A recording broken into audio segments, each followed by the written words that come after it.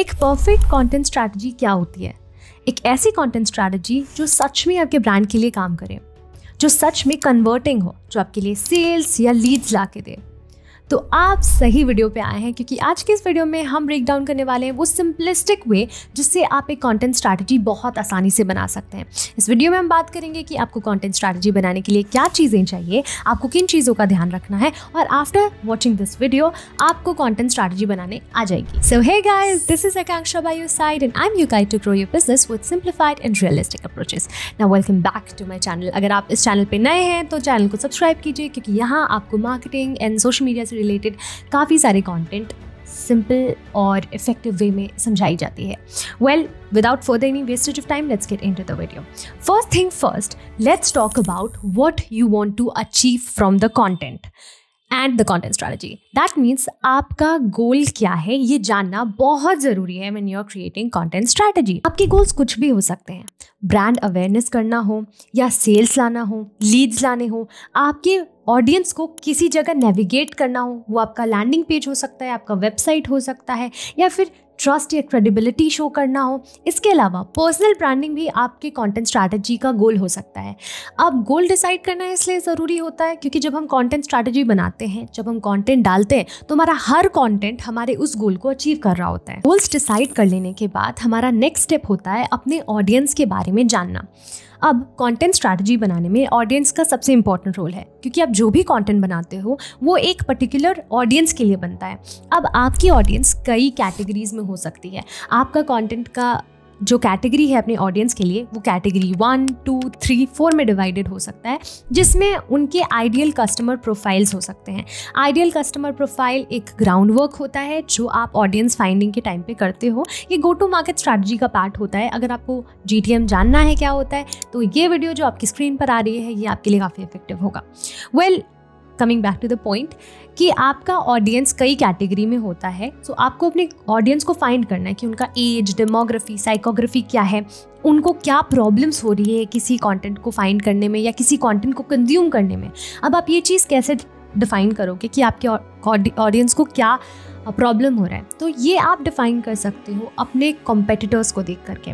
आपके Instagram channel पे आपके कॉम्पिटिटर्स के भी प्रोफाइल्स दिखते हैं, तो उन प्रोफाइल्स पे जाइए, उनके कंटेंट को देखिए और देखिए कमेंट सेक्शन में लोग क्या प्रॉब्लम शेयर कर रहे हैं, उन्हें उनसे क्या दिक्कत हो रही है, और आप उन पेन पॉइंट्स को सॉल्व कर दीजिए। और ये आपके ऑडियंस के लिए आपका ट्रस्ट और ज़्यादा जनरेट कर दिया। सो ये आपको हेल्प करेगा कंटेंट स्ट्रैटेजी में ऑडियंस को डिफाइन करने के लिए। इसके अलावा उनका ऑनलाइन बिहेवियर कैसा है, वो किस तरीके के कंटेंट को कंज्यूम करते हैं, ये सारी चीज़ें जानना बहुत ज़रूरी होती है। जब आपका एक ऐसा शीट तैयार होता है जिसके अंदर आपके ऑडियंस के बारे में सारी चीज़ें डिफाइंड होती है, तो आपका कंटेंट स्ट्रैटेजी बहुत स्मूथ बनता है। अब सिर्फ ऑडियंस फाइंड करना नहीं, प्लेटफॉर्म्स फाइंड करना भी आपके लिए ज़रूरी हो जाता है, because her platform her person के लिए नहीं होता, हर ब्रांड के लिए नहीं होता।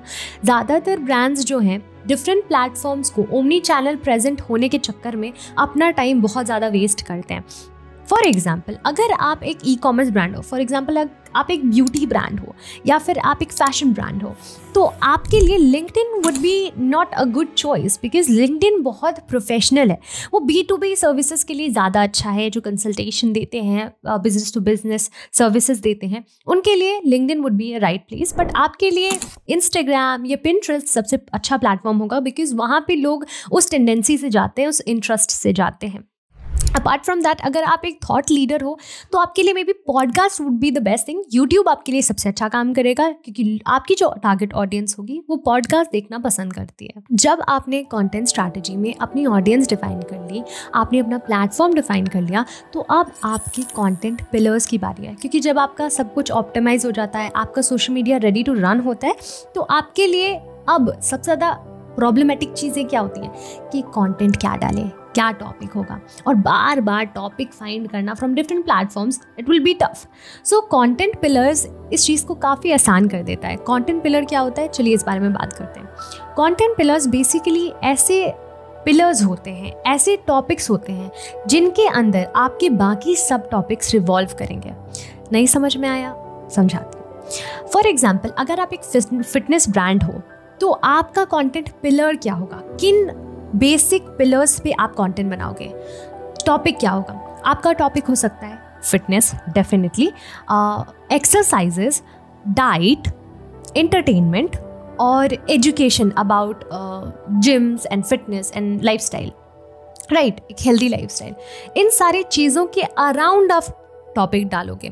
अब ये चीज़ें आपके लिए एक फंडामेंटल बेस हो गया कि हाँ मुझे इस बेस पे कंटेंट डालना है। क्योंकि समटाइम्स ना आप बहुत कंफ्यूज हो जाते हो कि ठीक है मैं एक मेकअप ब्रांड हूँ बट मैं कंटेंट क्या डालूँ, मैं सिर्फ अपने मेकअप के फोटोज़ डालूँ या फिर मैं क्या करूँ, मैं कैसे इंगेज करूँ। तो जब आपकी कंटेंट पिलर डिसाइड होते हैं तो ये चीज़ें काफ़ी आसान होती है। कंटेंट पिलर्स को एक साथ अरेंज करने के लिए आप गूगल शीट का इस्तेमाल कर सकते हैं, ट्रेलो का इस्तेमाल कर सकते हैं, नोशन का इस्तेमाल कर सकते हैं, लेटर और प्लानोली का इस्तेमाल कर सकते हैं इंस्टाग्राम के लिए। ये सारी चीज़ें आपको कंटेंट पिलर्स बनाने में काफ़ी हेल्प करेंगी और अरेंज करने में भी हेल्प करेंगी। Now last but not the least, you have to measure and optimize your content strategy accordingly. अब ऐसा नहीं है कि कॉन्टेंट स्ट्रैटेजी एक बार बना दिया बस हो गया, नहीं, कॉन्टेंट स्ट्रैटेजी रिवैम्प होती है as per the trends, as per the audience. क्योंकि आज जो आपकी ऑडियंस को पसंद है ज़रूरी नहीं है कि 8 महीने बाद आपको आपकी ऑडियंस को वही पसंद आए। ट्रेंड बदलते हैं, राइट, लोगों के देखने का नज़रिया बदलता है। कभी कभी ऐसा होता है that people are very engaging on carousels, sometimes it's like it happens that people are engaging on single post,